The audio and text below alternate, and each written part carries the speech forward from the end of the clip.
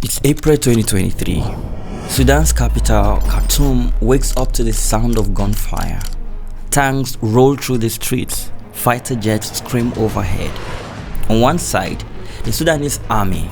On the other, a militia it once created, the Rapid Support Forces. On paper, this is a power struggle for control of the country. But in reality, it's a fight between a bankrupt state and a militia sitting on a private fortune in gold, mercenary contracts, and foreign backers. At the center of it all is this man, Mohammed Hamda Dagolo. People call him Hemedti. He's not your typical general, no. He's a camel trader turned warlord who built his empire on the back of genocide, smuggling, and gold. Today, Hemedti is one of the richest men in Sudan, commanding a private army that rivals the state itself. His fighters aren't just in Sudan. They've been hired out as mercenaries in Yemen. They've smuggled gold to Dubai. They've even cut deals with Russia's Wagner group. But how did we get here? How did a ragtag desert militia become a global war corporation? A group that trades blood for gold and gold for weapons? To answer that, we need to go back to the deserts of Darfur, to the birthplace of the Janjaweed, to the 1980s, the moment when violence first became business. This is the story of the Janjaweed militia, the most ruthless group in Africa, and how greed has made them so powerful.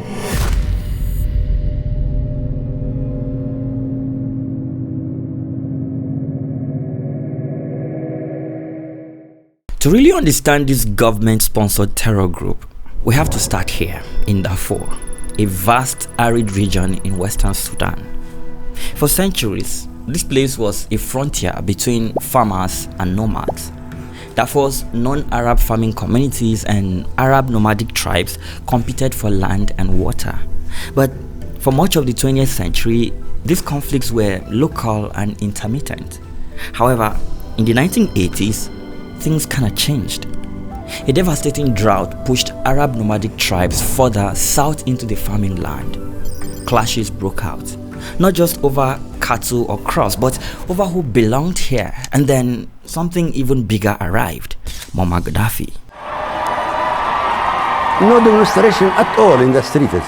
No one against us. Against me for what? Because I am not president. They love me, all my people with me. They love me all. They will die to protect me, my people.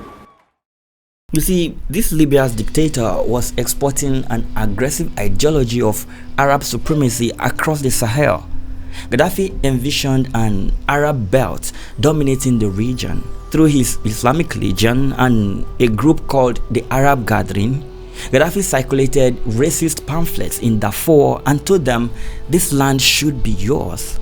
The pamphlets referred to black African communities as Zoga, a derogatory slur, and declared that their time of rule was over.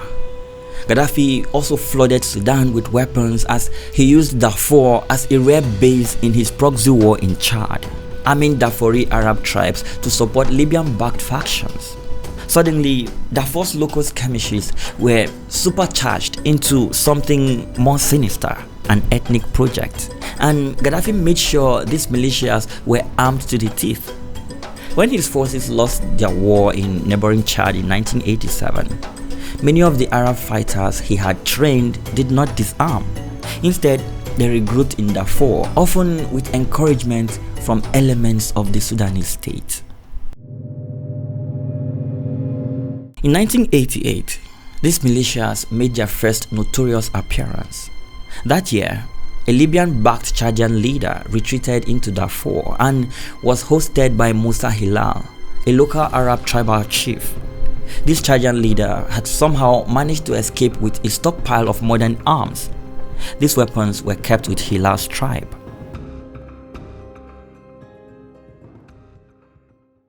Around the same time, Sudan's elected Prime Minister Sadiq al-Mahdi from 1986 to 1989 was arming Arab tribal militias such as the Rezigat, Hilal's clan.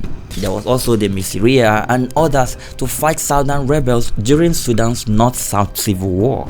These government-backed militias burned African villages, killed civilians, raided cattle, and even kidnapped women and children as slaves, often operating with the full knowledge and support of the Sudanese authorities.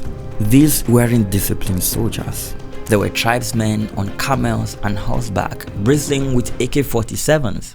They hear all these words about them on the radio, in the international media, and they came here today because they wanted to ask us as journalists to explain to them whether there was a chance that not all of them could be seen as devils on horseback. By the early 1990s, these Darfur's Arab militias who preyed on civilian populations were given a name, Janjaweed, roughly translated as devils on horseback. And though they were irregular militias, Khartoum's rulers quietly tolerated them. In 1999 to 2000, facing new rebel threats in Darfur, the regime in Khartoum formally armed and incorporated some Janjaweed fighters into units like the Border Guards and Popular Defense Forces. Yet, many Janjaweed remained essentially an irregular mob, riding camels or trucks, bristling with AK-47s and beholding to warlords like Musa Hilal. For the regime, these militias were a cheap, expendable tool. For the men who joined them, they were a path to wealth and power in a neglected frontier. And so, they pursued their own agendas of land control and revenge against non-Arab communities. By the turn of the millennium, Darfur was a powder keg. Arab militias on one side, marginalized African farming communities on the other, and when rebellion finally erupted in 2003, the Janjaweed would be unleashed with a level of violence the world hadn't seen in decades. His message to the government, give me what I want or face the consequences. By 2003, Darfur had finally exploded.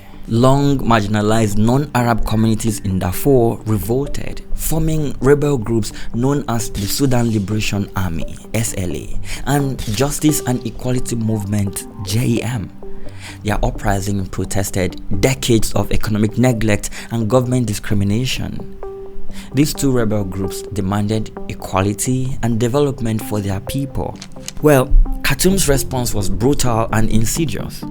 Rather than rely solely on the regular army, which was stretched thin and viewed with mistrust by Sudan's dictator, Omar al-Bashir, Sudan's president made a darker choice.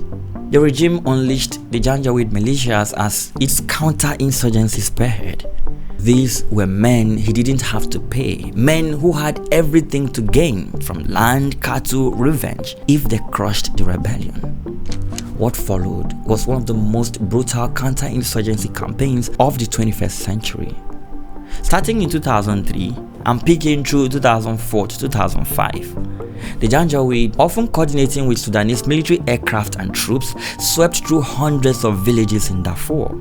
They targeted the Four, Masalit, and Zagawa, the same non-Arab ethnic groups from which the rebels drew support. The Sudanese Air Force would bomb a village. Then the Janjaweed would sweep in and on horseback and pickup trucks, guns blazing. They killed men, raped women, touched homes, and looted everything of value.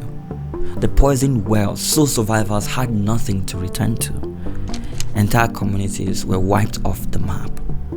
By 2005, the United Nations estimated 300,000 people were dead and millions more were driven into displacement camps.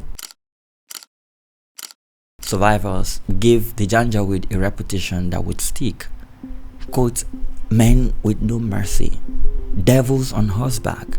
But the campaign wasn't just war. This was ethnic cleansing, and the world knew it. International outrage followed. Human rights groups documented systemic massacres. In fact, the US even declared it a genocide. In 2004, the UN Security Council demanded that Khartoum disarm these militias. Although Sudan's government denied direct control over the Janjaweed, evidence showed army coordination in many of the attacks. In 2008, the International Criminal Court indicted President al-Bashir himself for war crimes and genocide. the first sitting head of state ever charged. Janjaweed commanders like Ali Kushiab were also indicted for crimes against humanity. But on the ground in Darfur, little changed. By the mid-2000s, Khartoum tried to rebrand its proxy killers.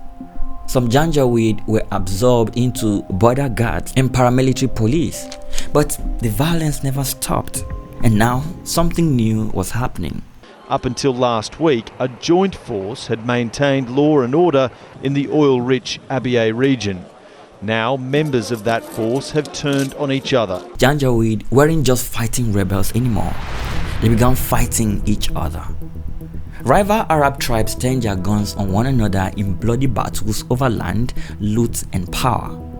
Hundreds died in deadly clashes. The movement that Khartoum had unleashed was fracturing, becoming a lawless collection of militias. But out of this chaos, one man was quietly rising. A little-known camel trader turned fighter from Darfur's Ragtag tribe, Mohammed Hamdan Dagolo. Everyone called him Hemedti, a nickname meaning Little Mohammed, or by some accounts, protector. Born around 1975 to a humble family of camel traders from Ragtag in South Darfur, Hemedti was a high school dropout who found opportunity in war. He joined the Janjaweed around 2003, commanding a small militia of his relatives and traders, ostensibly to protect caravan routes. Though initially subordinate to Musa Hilal, the more prominent militia leader, Hemedti proved an astute survivor. He struck up a direct relationship with President Bashir, offering his loyalty and lethal services to the regime. By 2007, with Hilal's reputation tarnished internationally, Bashir began promoting Hemedti as a fresh face. This little-known camel trader's violent exploits were rewarded with money, new weapons, and a growing troop of fighters under his personal command. And with his newfound wealth, he began to take the Janjaweed to a whole new level. By 2013, Omar al-Bashir had ruled Sudan for nearly 25 years. His regime was battered by rebellions, sanctions, and international isolation. Oil revenues had collapsed after South Sudan's independence. The state was broke, the army overstretched, and Bashir needed a new way to keep control. So, he turned to the same force the world despised and gave them a new name. This was like a new baptism, you know. The Janjaweed were reorganized into the Rapid Support Forces, the RSF. On paper, they were now an official paramilitary unit under the National Intelligence Service. In reality, they were still the same desert militias, just with uniforms, salaries, and government backing. And at their helm was this guy, Hemedti. By 2014, President Bashir elevated Hemedti to the rank of general and gave him direct control of the RSF, bypassing the regular army's hierarchy. For a man who once dropped out of school to trade camels, this was his breakthrough. Bashir distrusted Sudan's regular army. He feared coups, so he elevated Hemedti directly, bypassing generals, and gave him command over tens of thousands of fighters. And Hemedti delivered. Under Hemedti's command, the RSF became Bashir's Swiss army knife of violence. They crushed rebellions in South Kordofan and Blue Nile. They chased migrants across the desert as Europe's border police, funded by EU money. They even opened fire on protesters in Khartoum when demonstrations threatened the regime. A 2015 Human Rights Watch investigation found that RSF troops in Darfur and the Nuba Mountains committed egregious abuses against civilians, including torture, extrajudicial killings, mass rape, and the torching of villages, mirroring the earlier atrocities committed by the same Janjaweed. In one notorious incident in 2014, during an operation ironically codenamed Attack into the Devils, Hemedti's RSF forces laid waste to dozens of villages in South Darfur, forcing tens of thousands to flee. Despite their terrible record, Bashir lionized the RSF as heroes fighting rebels and bandits. But behind the scenes, Hemedti was building something more than just a fighting force. He was building a business empire. It all began in 2017. Musa Hilal, the architect of the original Janjaweed, had been given a government post after Darfur's war, but he soon grew critical of Bashir's regime and resisted fully relinquishing his armed influence. At the same time, Hilal controlled a literal gold mine of power, the lucrative Jebel Amer gold mines in North Darfur, which his clan had seized during the conflict. A UN report estimated that Hilal's militia was earning up to $54 million per year from Jebel Amer's gold by 2015. However, when Hilal fell out with Bashir, Hemedti pounced. Eyeing this prize and perceiving Hilal as a rival, Hemedti moved against his former mentor. In November 2017, with Khartoum's blessing, RSF units clashed with Hilal's followers. Hemedti's forces stormed Jebel Amer, arrested Hilal and took the mine for themselves. Overnight, Hemedti and his family gained dominion over one of Sudan's richest gold deposits, greatly boosting Hemedti's personal fortune. By the late 2010s, the RSF had evolved into a state within a state. It answered directly to Bashir and Hemedti, not to Sudan's regular military command. It also ran an expanding commercial network. Hemedti's brother, Abdul Rahman Dagolo, the RSF deputy commander, and other relatives established a company named Jude, ostensibly a private mining and trading firm, but effectively the RSF's financial arm. Jude took charge of gold trading, mining concessions, and construction, becoming deeply involved in the industry that produced Sudan's single largest export, which is gold.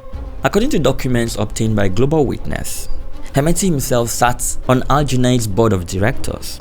Bank records further showed that the RSF maintained its own bank accounts, including one at the National Bank of Abu Dhabi in the UAE, allowing it to independently receive and spend funds abroad. In essence, the RSF was using its military muscle to capture a swath of Sudan's gold economy and funneling the proceeds into its private coffers. This financial autonomy made Hemedti even more powerful on the national stage. Meanwhile, Sudan's political landscape was shifting. For months, thousands of demonstrators have taken to the streets to demand that President Omar al-Bashir step down. In 2018 to 2019, a popular uprising swept Sudan. Protesters demanded an end to Bashir's 30-year autocracy. Hemedti carefully hedged his bets. In April 2019, when Bashir was finally ousted by a military coup amid massive street protests, Hemedti presented himself not as a regime hardliner, but as a pragmatist siding with the people. He secured a spot as vice chairman of the Transitional Military Council that replaced Bashir. Protesters, however, remained wary of Hemedti and the RSF, with good reason.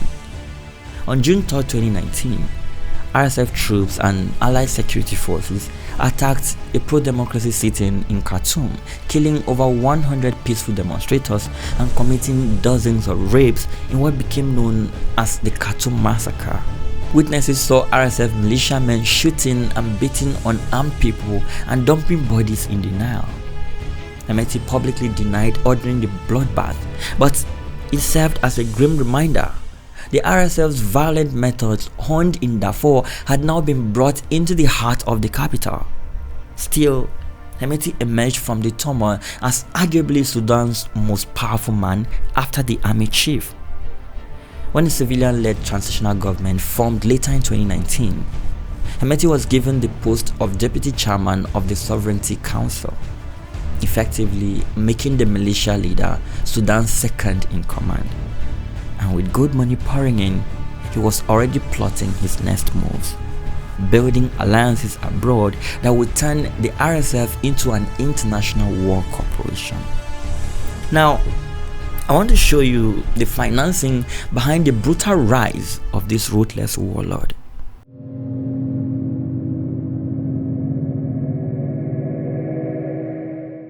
To understand how the RSF became so powerful, you have to follow the money.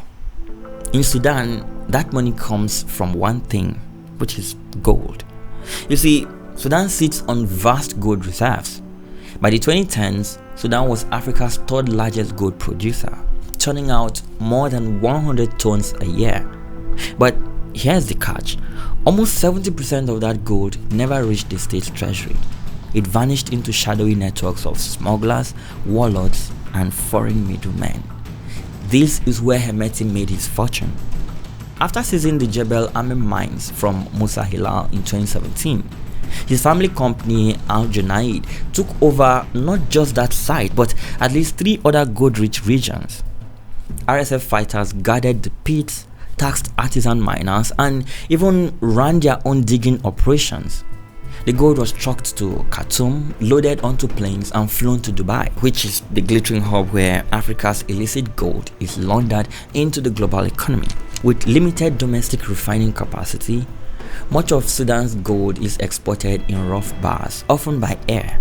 Dubai has become a major hub for this. In 2016, the UAE imported $15.1 billion worth of gold from Africa, up dramatically from just $1.3 billion in 2006. By 2018, the United Arab Emirates was buying 99% of Sudan's official gold exports, and likely most of the smuggled stuff too.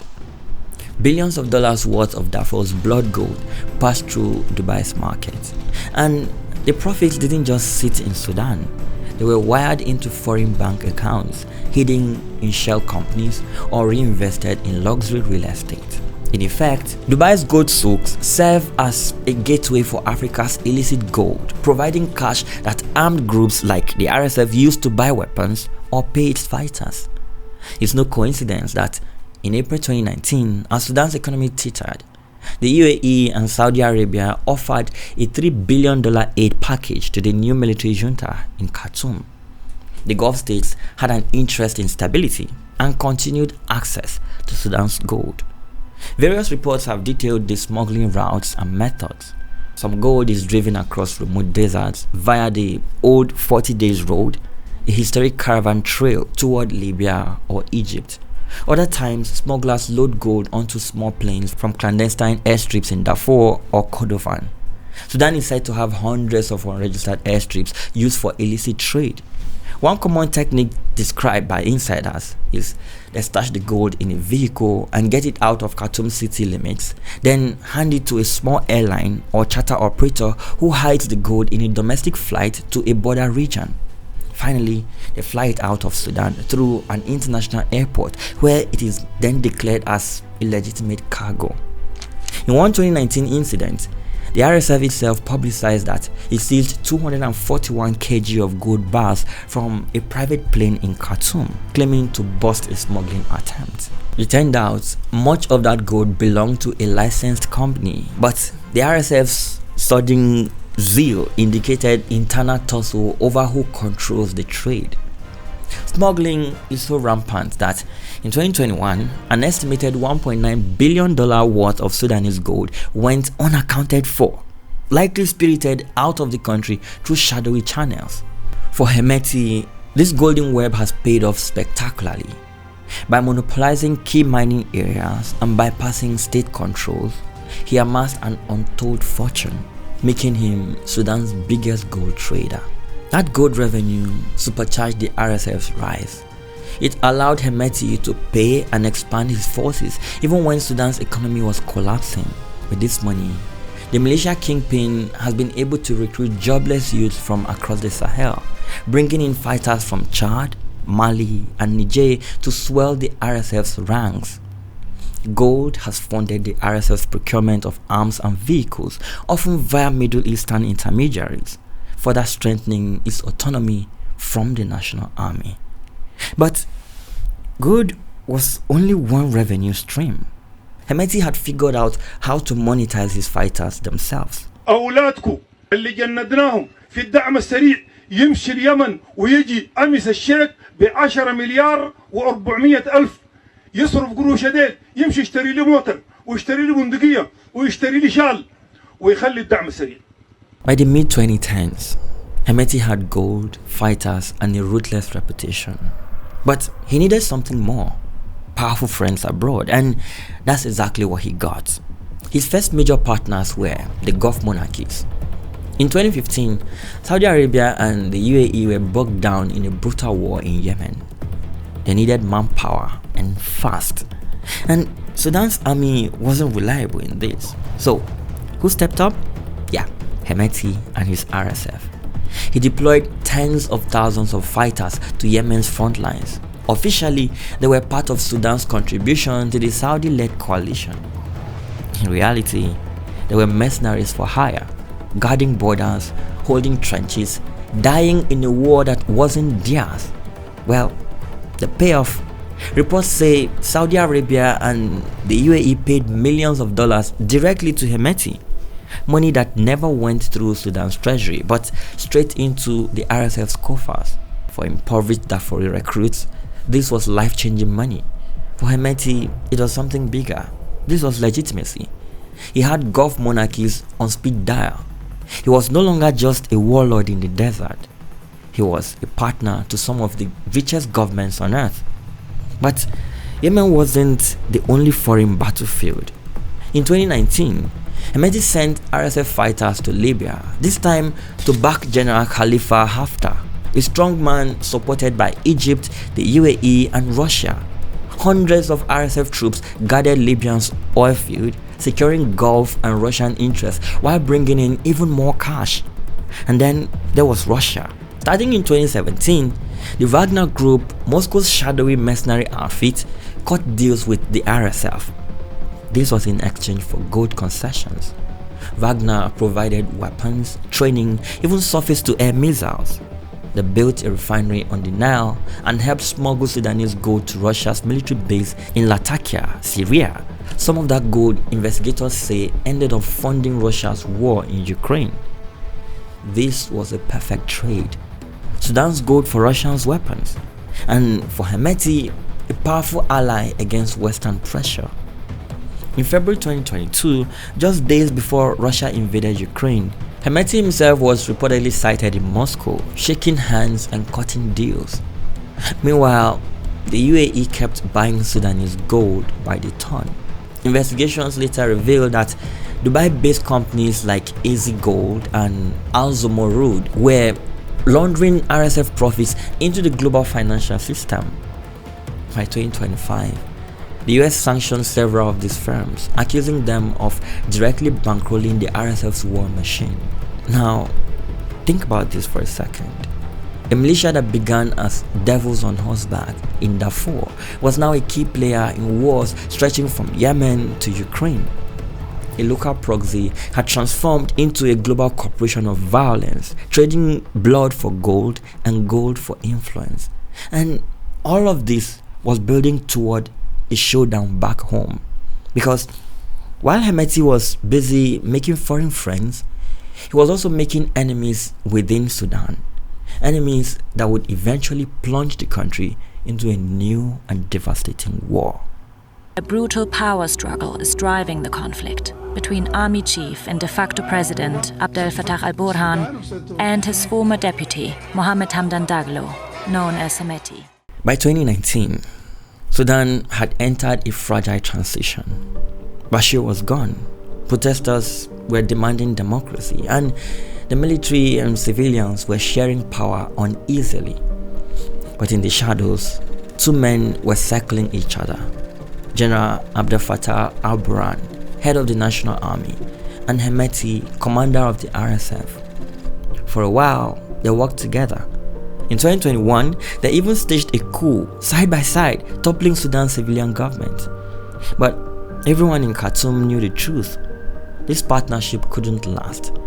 Burhan led the army, Hemedti commanded a private empire, and only one of them could rule Sudan. By early 2023, tensions boiled over. Negotiations to integrate the RSF into the army collapsed. Hemedti refused to hand over his independence.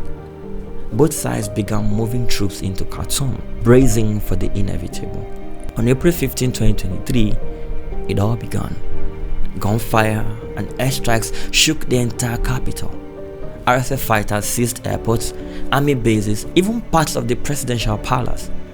Burhan's army struck back with jets and artillery. Overnight, Sudan descended into civil war, but the real horror wasn't just in Khartoum, it was in Darfur, the birthplace of the Janjaweed. The RSF fighters and allied Arab militias unleashed the same tactics they had used 20 years earlier. In West Darfur, they massacred the Masalit people in their villages and displacement camps. Entire neighborhoods were touched, men executed, women raped yet again. The governor of West Darfur accused the RSF of genocide. Hours later, he was abducted and killed. By mid-2025, the numbers were staggering. Over 13 million displaced. Famine is looming. Aid blocked, civilians trapped in crossfire. Meanwhile, the foreign backers didn't disappear. The RSF still had gold smuggling routes to Dubai. Wagner operatives still moved shipments through Sudanese airstrips, and Gulf allies still looked the other way, seeing in Hemedti a useful partner despite their atrocities. For Sudanese civilians, this was a nightmare that felt like history repeating itself.